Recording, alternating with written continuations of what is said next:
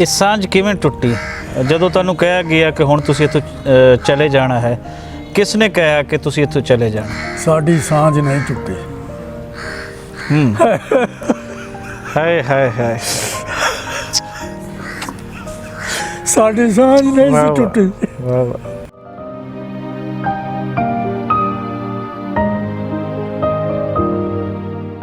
Truck ਆ ਗਏ, ਕਨਵਾਏ ਆ ਗਿਆ ਤੇ ਉਹਨਾਂ ਨੇ ਕਿਹਾ ਜੀ ਬੈਠੋ ਤੇ ਚਲੋ।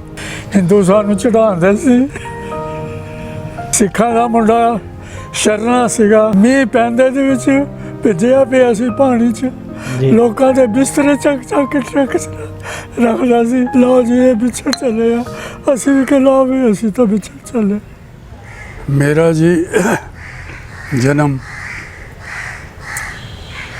ਹਰਿਆਣਾ ਕਸਬਾ ਆ, ਠੀਕ ਹੈ। 9 ਮੀਲ ਦੇ ਫਾਸਲੇ ਤੇ ਹੁਸ਼ਿਆਰਪੁਰ ਤੋਂ ਸ਼ਮਾਲ ਦੀ ਤਰਫ। ਠੀਕ ਹੈ। ਇਹ ਛੋਟੀਆਂ ਇੱਟਾਂ ਦਾ ਬਣਿਆ ਹੋਇਆ ਇੱਕ ਕਸਬਾ ਆ, ਉੱਚੀ ਜਗ੍ਹਾ ਦੇ ਉੱਤੇ ਮੌਜੂਦ ਆ, ਕਾਫੀ ਉੱਚੀ ਜਗ੍ਹਾ, 8-10-15 ਫੁੱਟ ਤੋਂ। ਉੱਥੇ ਮੇਰਾ ਜਨਮ ਆ। ਇਹ ਰਾਜਪੂਤਾਂ ਦਾ, ਨਾਰੂ ਰਾਜਪੂਤਾਂ ਦਾ ਕਸਬਾ ਸੀ। ਠੀਕ ਹੈ। ਸਾਡੇ ਡਿਸਟ੍ਰਿਕਟ ਗਜ਼ਟੀਅਰ 1904 ਦੇ ਮੁਤਾਬਕ ਕੋਈ 500 ਪਿੰਡ ਸੀਗਾ ਨਾਰੂਆਂ ਦਾ ਇਸ ਇਲਾਕੇ ਦੇ ਵਿੱਚ, ਪਹਾੜ ਦੀ ਤਰਫ ਨੂੰ, ਦਸੂਹੇ ਦੀ ਤਰਫ ਨੂੰ। ਠੀਕ ਹੈ।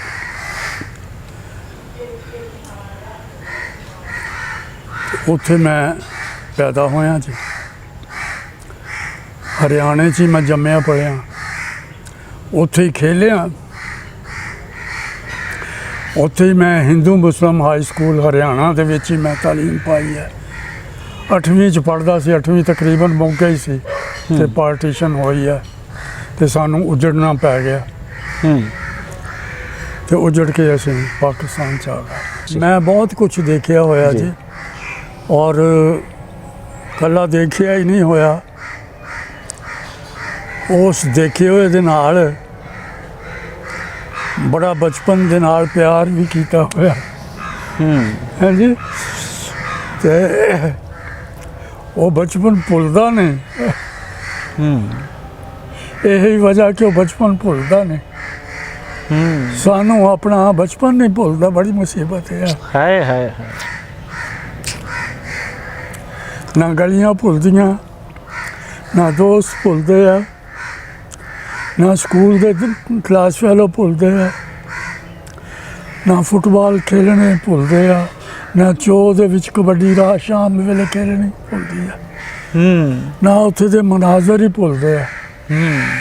ਅੱਛਾ ਰਾਣਾ ਸਾਹਿਬ, ਮੈਂ ਕੋਈ ਤੁਹਾਨੂੰ ਦੁਖੀ ਨਹੀਂ ਕਰਨਾ ਚਾਹੁੰਦਾ, ਲੇਕਿਨ ਮੈਂ ਕੁਝ ਜਾਣਨਾ ਚਾਹੁੰਦਾ ਵਾਂ।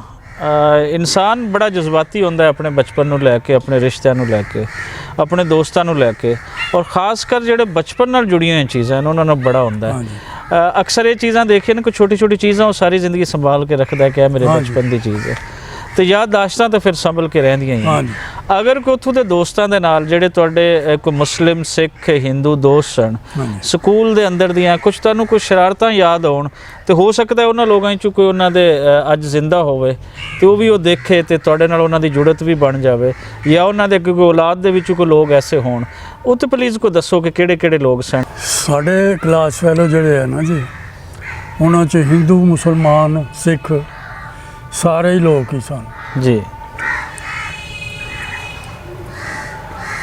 ਤੇ ਉਸ ਜ਼ਮਾਨੇ 'ਚ ਬਚਪਨ ਦੀ ਪਿਆਰ ਔਰ ਦੋਸਤੀ 'ਚ ਸਾਨੂੰ ਕਦੀ ਇਹ ਫਰਕ ਮਹਿਸੂਸ ਨਹੀਂ ਹੋਇਆ ਕਿ ਕੌਣ ਹਿੰਦੂ ਆ ਤੇ ਕੌਣ ਸਿੱਖ ਆ ਤੇ ਕੌਣ ਮੁਸਲਮਾਨ ਆ। ਬਸ ਦੋਸਤ ਹੁੰਦਾ ਸੀਗਾ, ਦੋਸਤ ਸੀ, ਬਸ ਦੋਸਤ। ਹਾਂ। ਤੇ ਕਦੀ ਮਜ਼ਹਬੀ ਸਵਾਲ ਸਾਡੇ ਸਕੂਲ ਦੇ ਵਿੱਚ ਵੈਸੇ ਹੀ ਨਹੀਂ ਸੀ ਕਦੀ ਪੈਦਾ ਹੋਇਆ। ਸਾਡੇ ਸਕੂਲ ਦਾ ਮਾਹੌਲ ਜਿਹੜਾ ਸੀ ਨਾ, ਐਡਾ ਕੁ ਅੱਛਾ ਮਾਹੌਲ ਸੀ। ਸਾਡੇ ਹੈਡਮਾਸਟਰ ਸਨ ਲਾਲਾ ਮਦਨ ਲਾਲ ਚੱਡਾ। ਠੀਕ ਹੈ, ਚੱਡਾ ਜੀ ਜੀ। ਔਰ ਉਹਨਾਂ ਦੀ ਸ਼ਖਸੀਅਤ ਇਸ ਕਿਸਮ ਦੀ ਸੀ, ਇੰਨੀ ਕੁ ਤਾਕਤਵਰ ਸ਼ਖਸੀਅਤ ਸੀ ਕਿ ਮੈਂ ਪਾਕਿਸਤਾਨ 'ਚ ਕਿਸੇ ਦੀ ਸ਼ਖਸੀਅਤ ਨਹੀਂ ਦੇਖੀ। ਖੇਡਾਂ ਕਿਹੜੀਆਂ ਸਕੂਲ ਦੇ ਅੰਦਰ ਖਿਡਾਈਆਂ ਜਾਂਦੀਆਂ? ਸਾਡੇ ਅੰਦਰ ਜੀ ਖੇਡਾਂ ਸਾਡੇ ਸਕੂਲ 'ਚ ਬਲਕਿ ਹਰਿਆਣੇ 'ਚ ਫੁੱਟਬਾਲ ਬੜਾ ਮਕਬੂਲ ਸੀ। ਕਿਹੜੇ ਫੁੱਟਬਾਲਰ ਬਹੁਤ ਅੱਛੇ ਮੁੰਡੇ ਸਨ? ਕੋਈ ਨਾਂ ਯਾਦ, ਕੋਈ ਆਂਦਾ ਹੈ ਅੱਜ? ਹਾਂ ਯਾਦ ਹੈ ਸਾਰੇ। ਕੋਈ ਦੱਸੋ 2-4 ਪਲੀਜ਼। ਸਾਡੀ ਜਿਹੜੀ ਸਿਟੀ ਦੀ ਟੀਮ ਸੀ ਨਾ ਜੀ ਜੀ ਫੁੱਟਬਾਲ ਦੀ, ਜੀ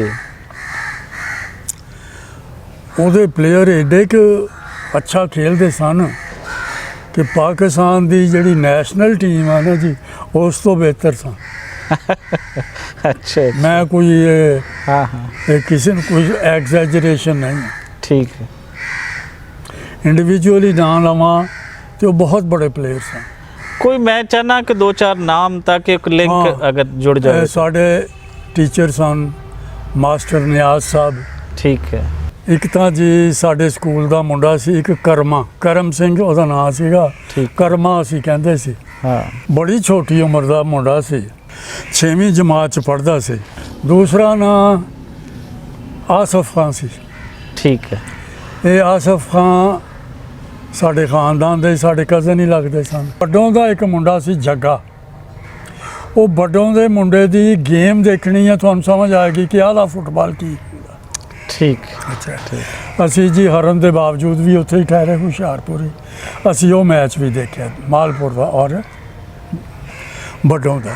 ਇਹ ਸਾਂਝ ਕਿਵੇਂ ਟੁੱਟੀ ਜਦੋਂ ਤੁਹਾਨੂੰ ਕਿਹਾ ਗਿਆ ਕਿ ਹੁਣ ਤੁਸੀਂ ਇੱਥੋਂ ਚਲੇ ਜਾਣਾ ਹੈ? ਕਿਸ ਨੇ ਕਿਹਾ ਕਿ ਤੁਸੀਂ ਇੱਥੋਂ ਚਲੇ ਜਾਣਾ? ਸਾਡੀ ਸਾਂਝ ਨਹੀਂ ਟੁੱਟੀ। ਹਾਏ ਹਾਏ ਹਾਏ। ਸਾਡੀ ਸਾਂਝ ਨਹੀਂ ਸੀ ਟੁੱਟੀ। ਵਾਹ ਵਾਹ। ਟਰੱਕ ਆ ਗਏ, ਕਨਵਾਏ ਆ ਗਿਆ ਤੇ ਉਹਨਾਂ ਨੇ ਕਿਹਾ ਜੀ ਬੈਠੋ ਤੇ ਚਲੋ ਜੀ। ਹਿੰਦੂ ਸਾਨੂੰ ਚੜਾਉਂਦੇ ਸੀ। ਸਿੱਖਾਂ ਦਾ ਮੁੰਡਾ ਸ਼ਰਨਾ ਸੀਗਾ, ਮੀਂਹ ਪੈਂਦੇ ਦੇ ਵਿੱਚ ਭਿੱਜਿਆ ਪਿਆ ਸੀ ਪਾਣੀ 'ਚ। ਜੀ। ਲੋਕਾਂ ਦੇ ਬਿਸਤਰੇ ਚੱਕ ਕੇ ਟਰੱਕ 'ਚ ਰੱਖਦਾ ਸੀ। ਹਾਂਜੀ ਸਾਰੇ ਖੜੇ ਸੀ, ਸਾਰੇ ਅਫਸੋਸ ਨਾਲ ਖੜੇ ਸੀਗੇ ਕਿ ਲਓ ਜੀ ਇਹ ਵਿਛੜ ਚੱਲੇ ਆ। ਅਸੀਂ ਵੀ ਕਿ ਲਓ ਵੀ ਅਸੀਂ ਤਾਂ ਵਿਛੜ ਚੱਲੇ।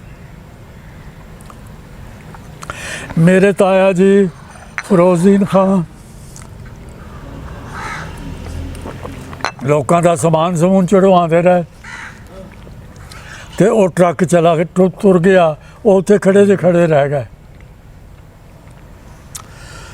ਪਤਾ ਲੱਗਾ ਬਾਅਦ 'ਚ ਸਾਰੇ ਸ਼ਹਿਰ 'ਚ ਮਸ਼ਹੂਰ ਹੋ ਗਿਆ ਕਿ ਜੀ ਬਾਊ ਜੀ ਤਾਂ ਇੱਥੇ ਹੀ ਰਹਿ ਗਏ, ਉਹ ਜਾ ਨਹੀਂ ਸਕੇ। ਪਤਾ ਨਹੀਂ ਕੀ ਵਜ੍ਹਾ ਹੋਈ ਹੈ। ਜੀ। ਸਾਡੇ ਉੱਥੇ ਇੱਕ ਸੇਠ ਪਿਆਰਾ ਲਾਲ ਹੁੰਦਾ ਸੀ, ਕਾਰੋਬਾਰੀ ਬੰਦਾ ਸੀ, ਪੱਠਾ ਵੀ ਸੀ ਉਹਦਾ, ਦੂਸਰੇ ਕਾਰੋਬਾਰ ਸਨ। ਸਾਡੇ ਵੀ ਇਸੇ ਤਰ੍ਹਾਂ ਦੂਸਰੇ ਕਾਰੋਬਾਰਾਂ ਤੋਂ ਇਲਾਵਾ ਸਾਡਾ ਵੀ ਪੱਠਾ ਸੀਗਾ। ਤੇ ਉਹਨੇ ਕਿਹਾ ਯਾਰ, ਉਹਨੇ ਬੰਦੇ ਭੇਜੇ, ਉਹਨੇ ਕਿਹਾ ਜੀ ਉਹ ਰਾਣਾ ਸਾਹਿਬ ਨੂੰ ਸੱਦ ਕੇ ਲਿਆਓ। ਲੈ ਕੇ ਆਏ ਤੇ ਕਿਹਾ ਕਿ ਬਾਊ ਜੀ ਕੀ ਗੱਲ ਹੋਈ ਕਿ ਤੁਸੀਂ ਕਿਉਂ ਪਿੱਛੇ ਰਹਿ ਗਏ? ਉਹ ਕਹਿੰਦੇ ਯਾਰ ਮੈਂ ਲੋਕਾਂ ਦੇ ਟਰੱਕ ਸਮਾਨ ਹੀ ਚੜਾਉਂਦਾ ਸੀ, ਟਰੱਕ ਚੱਲ ਪਏ, ਮੈਨੂੰ ਪਤਾ ਹੀ ਨਹੀਂ ਲੱਗਾ, ਮੈਂ ਉੱਥੇ ਦਾ ਉੱਥੇ ਹੀ ਖੜੇ ਰਹਿ ਗਿਆ। ਸੁਪਨੇ ਦੇ ਵਿੱਚ ਅਕਸਰ ਇਹ ਹੁੰਦਾ ਹੈ, ਕਈ ਬਜ਼ੁਰਗਾਂ ਦਾ ਮੈਂ ਇੰਟਰਵਿਊ ਕੀਤਾ ਤੇ ਉਹਨਾਂ ਦੇ ਵਿੱਚੋਂ ਕਈ ਲੋਕ ਐਸੇ ਨੂੰ ਕਹਿੰਦੇ ਨੇ ਅਸੀਂ ਆਪਣੇ ਖਾਬਾਂ ਦੇ ਵਿੱਚ, ਸੁਪਨਿਆਂ ਦੇ ਵਿੱਚ ਕਈ ਦਫਾ ਆਪਣੇ ਪਿੰਡਾਂ ਦੇ ਵਿੱਚ ਉੱਥੇ ਗਏ, ਉੱਥੇ ਮੈਂ ਤਾਂ ਲੱਗਿਆ ਬਹੁਤ ਵਾਰੀ ਗਿਆ। ਮੈਂ ਤਾਂ ਬਹੁਤ ਵਾਰੀ ਗਿਆ। ਫਿਰ ਹੁਣ ਅੱਜ ਤੁਸੀਂ ਆਪਣੇ ਪਿੰਡ ਦੁਬਾਰਾ ਜਾਣਾ ਚਾਹੁੰਦੇ ਹੋ? ਮੈਂ ਆਪਣੇ ਪਿੰਡ ਦੇ ਜਾਣਾ ਚਾਹੁੰਦਾ, ਮੈਂ ਪਿੰਡ ਦੇਖਣਾ ਚਾਹੁੰਦਾ। ਕੋਈ ਮੇਰਾ ਹਮ ਉਮਰ ਤੇ ਜ਼ਿੰਦਾ ਨਹੀਂ ਹੋਣਾ, ਮੈਨੂੰ ਯਕੀਨ ਆ। ਲੇਕਿਨ ਗਲੀਆਂ ਜਿਹੜੀਆਂ ਨੇ ਉਹ ਤਾਂ ਮੈਨੂੰ ਗਲੀਆਂ ਤਾਂ ਪਛਾਣ ਲੈਣਗੀਆਂ ਮੈਨੂੰ। ਇਹ ਖੇਡਦਾ ਹੁੰਦਾ ਸੀ ਇੱਥੇ। ਮੈਂ ਜਾਣਾ ਚਾਹੁੰਦਾ, ਮੈਂ ਆਪਣਾ ਮਹੱਲਾ ਦੇਖਣਾ ਚਾਹੁੰਦਾ, ਬਾਜ਼ਾਰ ਦੇਖਣਾ ਚਾਹੁੰਦਾ, ਸਾਰਾ ਪੁਰਾਣਾ ਕਸਬਾ ਜਿਹੜਾ ਉਹ ਦੇਖਣਾ, ਖੋਲੇ ਵੀ ਦੇਖਣਾ ਚਾਹੁੰਦਾ। ਦੀਵਾਨਖਾਨਾ ਸਾਡਾ ਢਹਿ ਚੁੱਕਾ ਹੋਇਆ, ਸਾਡਾ ਦੀਵਾਨਖਾਨਾ ਜਿਹੜਾ ਸੀ ਨਾ ਜੀ ਉਹ ਢਹਿ ਚੁੱਕਾ ਹੋਇਆ। ਬਹਰਹਾਲ ਛੋਟੀਆਂ ਇੱਟਾਂ ਦਾ ਸੀ ਕਿਲ੍ਹਾ। ਹੂੰ।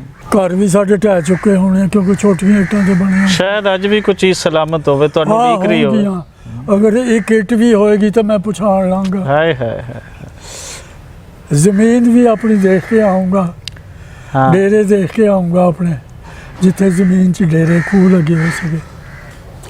ਫੁੱਟਬਾਲ ਦੀਆਂ ਗਰਾਊਂਡਾਂ ਦੇਖ ਕੇ ਆਊਂਗਾ, ਮੁੰਡਿਆਂ ਨੂੰ ਖੇਲਦਾ ਦੇਖ ਕੇ।